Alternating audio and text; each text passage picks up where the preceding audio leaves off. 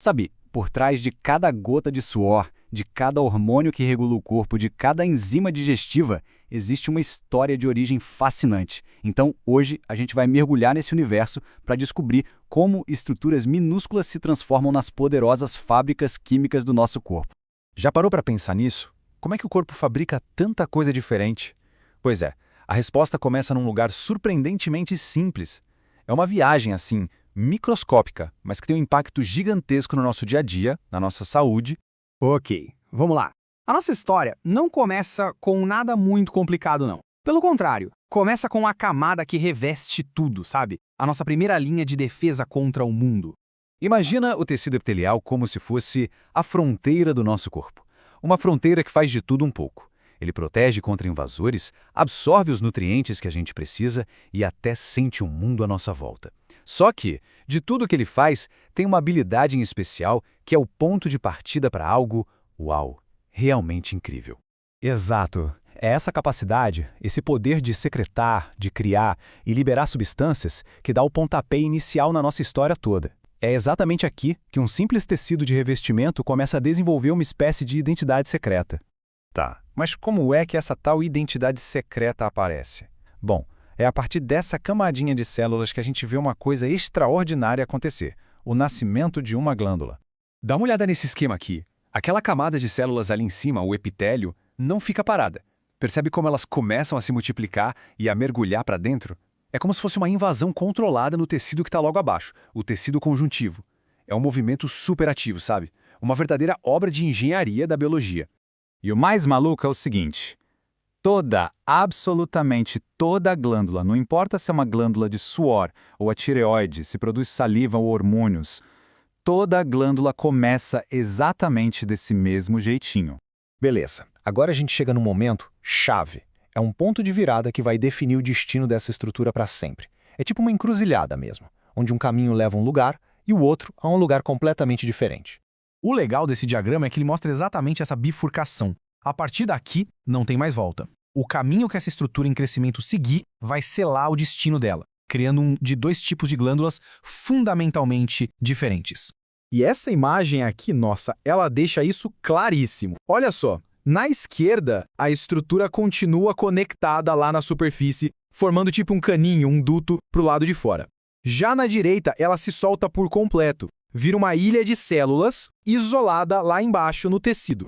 Então, vamos deixar isso bem claro.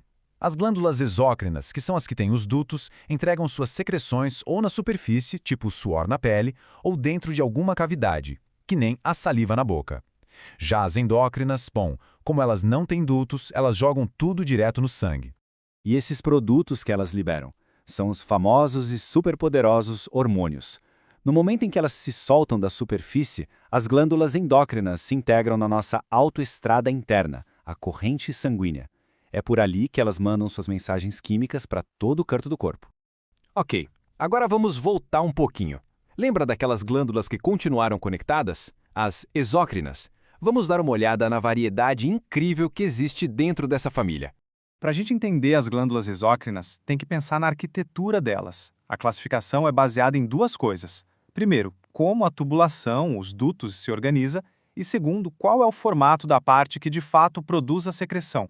A primeira categoria é bem direta ao ponto. São as glândulas simples. Elas têm um duto só, sem nenhuma divisão. É uma linha reta da fábrica até a saída.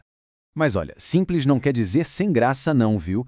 Mesmo com um duto único, a parte que secreta pode ser um tubo reto, um tubo todo enroladinho, tipo uma mangueira, ou até se ramificar um pouquinho lá na base. Aí a gente vai para a segunda categoria, as glândulas compostas. Aqui a coisa fica mais complexa. O sistema de dutos se divide e se divide de novo, parece mesmo os galhos de uma árvore. Isso permite que um monte de unidades produtoras se conectem a uma única saída principal. Beleza. Agora sobre o formato da parte que secreta, tem uma analogia que é simplesmente perfeita para um dos tipos mais comuns. Pensa num cacho de uvas. Guarda bem essa imagem na cabeça. E tá aí, a versão da vida real. Cada bolinha dessas, cada aglomerado de células que parece uma uvinha, se chama acino. É exatamente assim que uma glândula acinosa se parece no microscópio. Uma estrutura super organizada para produzir em massa. E o mais fascinante é ver como a natureza funciona quase como um engenheiro, combinando essas peças. Dá para ter um duto simples com uma parte tubular, ou um duto todo ramificado com várias partes em formato de uva, de ácino. É a combinação desses blocos básicos que cria a variedade gigantesca de glândulas exócrinas que a gente tem no corpo. Bom, já estamos chegando no final da nossa jornada. Agora vamos conectar toda essa estrutura fantástica com a função final dela. Ou seja, como é que elas realmente liberam seus segredos. Existem basicamente 3 jeitos de fazer essa entrega. O primeiro, o merócrino, é o mais limpo. A célula libera o que produziu em pequenas bolinhas, sem se danificar. Já no método apócrino, um pedacinho do topo da célula se solta junto com a secreção. E tem o mais radical de todos, o holócrino, em que a célula inteira se sacrifica. Ela se desintegra para liberar tudo que tem dentro de uma vez só. Então, a grande lição aqui é a seguinte: tudo isso que a gente vê, a sinalização complexa dos hormônios, o nosso corpo se resfriando com o suor, a digestão da comida, tudo, absolutamente tudo, começa com uma camadinha de células que um dia resolveu crescer para dentro. Então, da próxima vez que sentir o suor na pele ou pensar na complexidade dos hormônios, vale a pena lembrar dessa origem tão humilde. Foi uma simples dobrinha num tecido que começou tudo isso. Fica aí a reflexão, que outros processos do nosso corpo que parecem simples, escondem uma história tão incrível por trás.